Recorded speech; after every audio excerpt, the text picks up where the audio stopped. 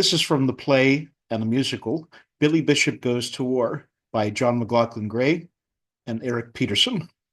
The scene opens with Billy Bishop talking with Albert Ball, both World War I flying aces, about a plan that Albert Ball has put together to attack the Hun.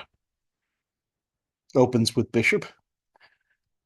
Albert Ball, Britain's highest scoring ace, sat before me. His black eyes gleamed at me, very pale, very intense. Back home, he would have said he had eyes like two pistols in the snow. But that's not very romantic. And Albert Ball was romantic. Jesus, if anybody was.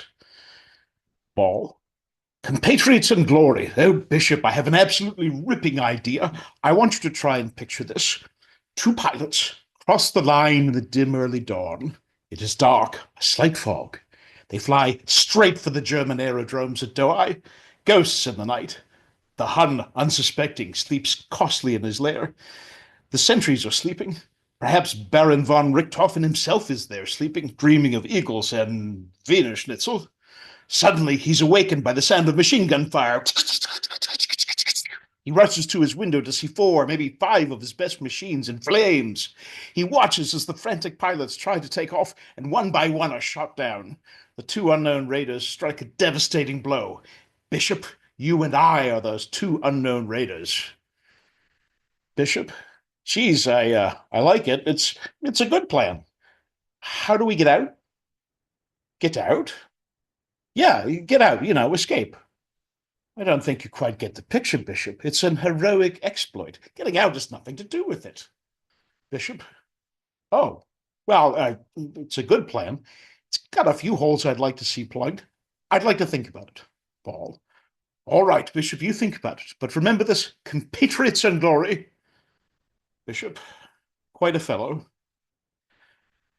This is the dying of Albert Ball.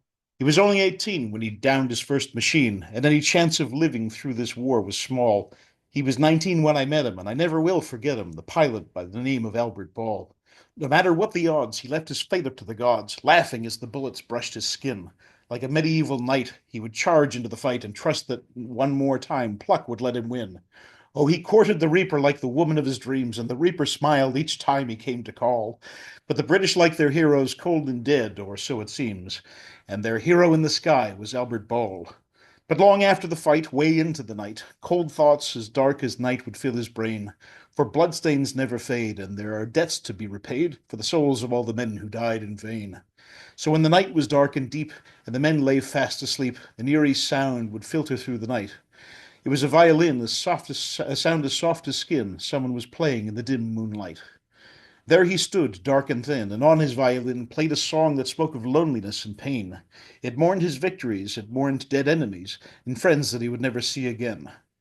Yes, he courted the Reaper like a woman of his dreams, and the Reaper smiled each time he came to call. But the British like their heroes cold and dead, or so it seems, and their hero in the sky was Albert Ball. It's an ironic twist of fate that brings a hero to the gate, and Ball was no exception to the rule. Fate puts out the spark in a way as if to mark the fine line between a hero and a fool. Each time he crossed the line, Albert Ball would check the time by an old church clock reminding him of home. The Hun came to know the man who flew so low on his way back to the aerodrome. It was the 6th of May. He'd done bloody well that day. For the 44th time, he'd won the game. And as he flew out to check the hour, a hail of bullets from the tower, and Albert Ball lay dying in the flames. But through his clouded eyes, maybe he realized that this was the moment he'd been waiting for. For the moment that he died, he was a hero, bona fide, and there are to be no living heroes in this war. For when a country goes insane, obsessed with blood and pain, just to be alive is something of a sin. A war is not satisfied until all the best have died, and the devil takes the man who saves his skin. But sometimes late at night, when the moon is cold and bright, I sometimes think I hear that violin. Death is waiting just outside, and my eyes are open wide as I lay in wait for the morning to begin. For I am courting the Reaper like the woman of my dreams, and the Reaper smiles each time I come to call. But the British like their heroes, cold and dead, or so it seems, and my name will take the place of Albert Ball. Thank you.